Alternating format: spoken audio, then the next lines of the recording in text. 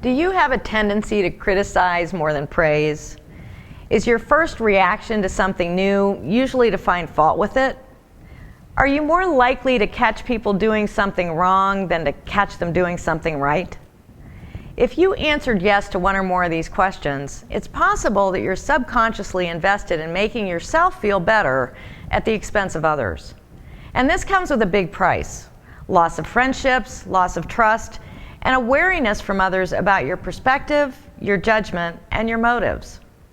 While feedback for improvement is helpful and necessary, allowing a critique everything personality to dominate your life can lead to a less fulfilling, less enjoyable, and even lonelier life.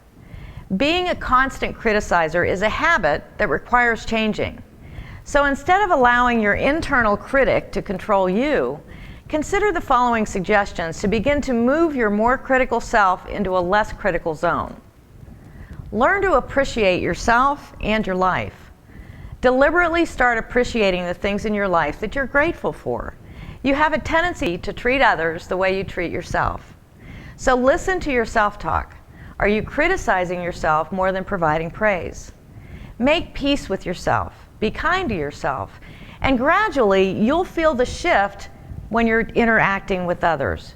You'll begin to find positive traits in others that you would have otherwise missed. Learn the difference between constructive feedback and non-constructive criticism. Criticism consists of telling another person that something they've done, or even who they are, isn't good enough by some standard. It's usually delivered in a manner that will tend to reduce the other person's self-esteem, silence them, or alienate them from you or from others. If criticism is constant and persistent, it can be incredibly harmful to the recipient. Constructive feedback, on the other hand, is aimed at letting another person know that something they've done could be improved upon. In the delivery of constructive feedback, you state the situation as you experienced it. You then describe the behavior that you observed and provide your perception of the impact of that behavior. It also includes open dialogue with the individual to help them develop new ways of dealing with the challenge in the future. Constructive feedback includes specific examples, not generalizations, and it's focused on behavior, not on personality, character, or attitude. Focus on kindness when delivering tough feedback.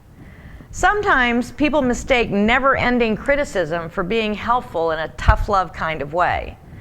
And certainly there are times when we need to hear the raw truth in order to be redirected from an unhealthy development path.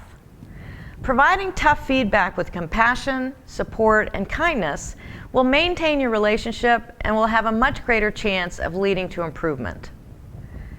Create a praise habit. Focus on finding people doing things right. Encourage them by providing positive feedback and praise, and you'll begin to build your praise bank account. Each time you make a deposit through praise, you build trust and respect with the individual. When the time comes that you need to provide feedback for improvement, people will be much more likely to believe you're coming from a place of good intention, and they'll also be more willing to listen to you. Looking for opportunities to praise others will help you replace the criticism habit with the praise habit. So spend some time developing a list of words related to praise and praise phrases. The more you focus your thoughts on this approach, the more it will infiltrate your own thinking, and you'll begin to see a change of perspective within yourself, especially when you put it into practice and see other people's positive responses. Be careful to avoid boosterism when creating a praise habit. This is similar to forced praise, in which poor performance or behavior is given praise in the hope that mediocrity will be ironed out by a huge boost in self-esteem. If only it were that easy. The reality is, this type of praise does a disservice to the recipient because they're not motivated to improve their performance or to gain mastery over the things they find challenging. Praising others is not about replacing accurate, reliable, and truthful feedback with unrealistic and misleading pats on the back. The key element to avoid boosterism is to link your praise to good effort and results that are measurable and quantifiable. Switch your paradigm.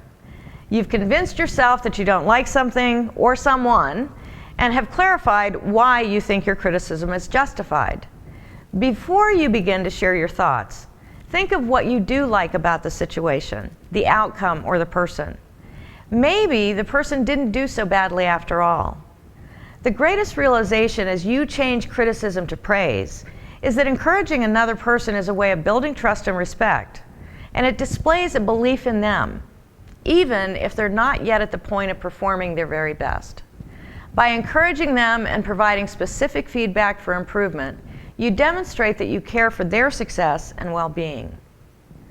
Remember that being positive and pleasant will open more doors than being negative.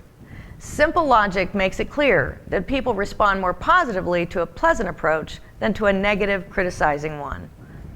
The secret behind mastering this approach is to be concerned about respecting others and truly understanding them.